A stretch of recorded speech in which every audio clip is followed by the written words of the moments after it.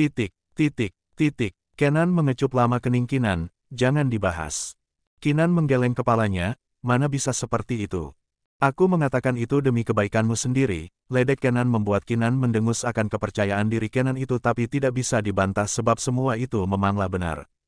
Bagaimana keadaan temanmu? Dia baik-baik saja bersama Roni. Tanya Kenan serius.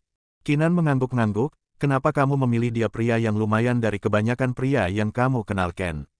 Tanya Kinan penasaran dengan penilaian Kenan terhadap Roni.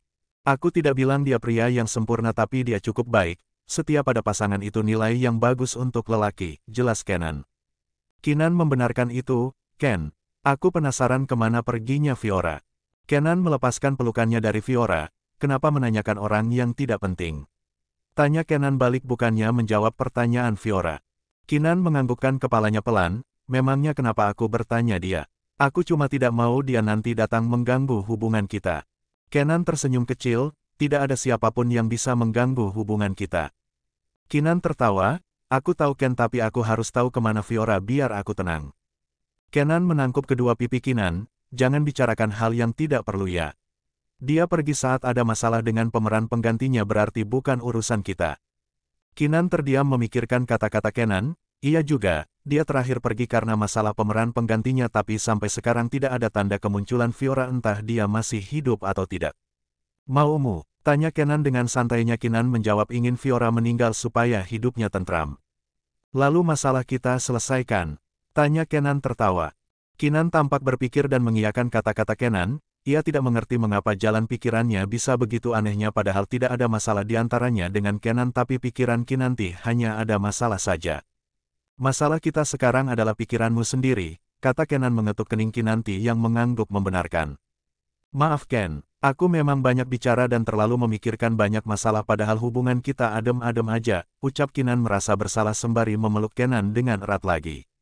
Kenan mengangguk, kamu hanya takut aku direbut perempuan lain. Memang iya, jawab Kinan mengakui hal itu. Kenan melepaskan pelukannya dengan Kinan dan menatapnya lembut. Tanamkan dalam pikiranmu seorang Kenan Pratama Maldev tidak semudah itu bisa diperdaya wanita. Aku tidak pernah jatuh cinta dan kamulah wanita pertama yang memberiku kenyamanan, kehangatan, ketulusan dan hadiah paling berharga itu adalah Keino. Aku tidak segila itu melepaskan semua itu hanya karena perempuan yang tidak jelas di luar sana, kata Kenan serius. Benar kan Ken? Kamu tidak bohong kan? Tanya Kinan memicing curiga menunjuk hidung mancung Kenan. Kenan mengangguk, pegang kata-kataku, lagian apa yang aku butuhkan dari wanita di luar sana sudah aku dapatkan, mereka menawarkan kehangatan padaku sementara kamu juga sudah begitu mahir melayaniku, apalagi.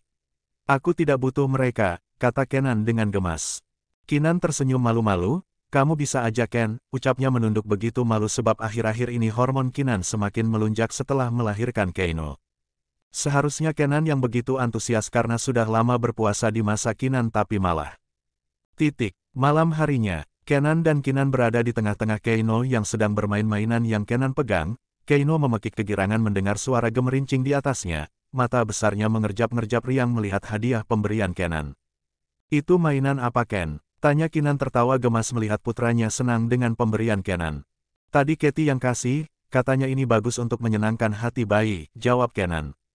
Kinan menciumi sayang wajah baby Keino yang mengoceh-ngoceh tidak jelas. Kinan maupun Kenan tidak paham ocehan buah cinta mereka itu tapi yang jelas Keino terganggu dengan tindakan Kinan membuatnya tidak bisa melihat mainannya yang dipegang oleh Kenan.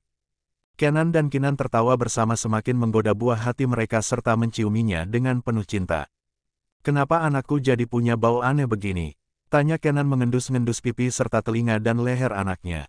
Mungkin diciumi Sisi, Katie dan Kanze, jawab Kinan tersenyum cerah ke putra kecilnya. Cecunguk itu berani-beraninya menciumi anakku padahal tadi anakku udah dimandikan, dumel Kenan. Kinan tertawa, kenapa Ken? Mereka adikmu kan? Kenapa begitu kolot dengan mereka Tanya Kinan merasa heran tapi juga lucu. Kenan mendengus menyerahkan mainan yang dipegangnya ke Kinanti yang bingung dengan tindakan Kenan. Kinan malah menganga melihat Kenan menyiapkan bedak bayi lalu menaburinya di wajah serta leher baby Keino sehingga aroma tubuh adik-adiknya Kenan hilang hanya ada wangi bedak bayi itu saja. Sekarang anak papa sudah wangi, lain kali kalau ontis serta uncle mau menciummu nak. Tinju saja hidungnya, kata Kenan seolah anaknya mengerti saja ucapannya. Kinan memukul bahu Kenan yang mengadu lalu memeluk putra kecilnya tanpa merasa bersalah. Kinan menggeleng kepalanya dengan rasa posesif. Kenan sampai mengajarkan anaknya meninju padahal bayi seumuran Keino mana tahu makna kata meninju itu. Beberapa minggu kemudian, di Taman Lovek-Sabara. Kenapa kesini Ken? Tanya Kinan dengan heran. Keino sudah bisa berjalan, aku kasih dia tempat yang besar, segar dan nyaman, udah aku kasih matras di semua tempat, jawab Kenan. Kinan celingukan, terus kenapa sepi? Tanya Kinan. Aku usir, jawab Kenan santai membuat Kinan terbelalak tapi tidak bisa mengatakan apa-apa karena Kenan memang suka bertindak sesuka hati. Dasar penguasa, gerutu Kinan. Keino digendong oleh Kenan dan diletakkan di tengah-tengah taman yang sudah dilebarkan matras. Keino berdiri dengan cepat lalu Kenan meminta Keino mengikutinya. Keino mengulurkan tangannya dengan riang ia berlari dengan kakinya yang kecil itu berusaha menangkap tangan Kenan. Kinan menganga melihat putranya bisa berlari padahal baru kemarin Keino bisa berjalan kini sudah begitu mahir. Ayo nak, kejar papa, pinta Kenan dengan tawa bangganya. Kenan tahu putranya pasti akan jenius mengikuti jejaknya. Kinan pun ikut-ikutan ke tengah taman yang sudah diberi matras. Beberapa kali Keino tersungkur tapi buah hati Kenan dan Kinan itu tidak menangis sebab memang tidak sakit berkat matras tebal yang Kenan bentangkan di taman itu.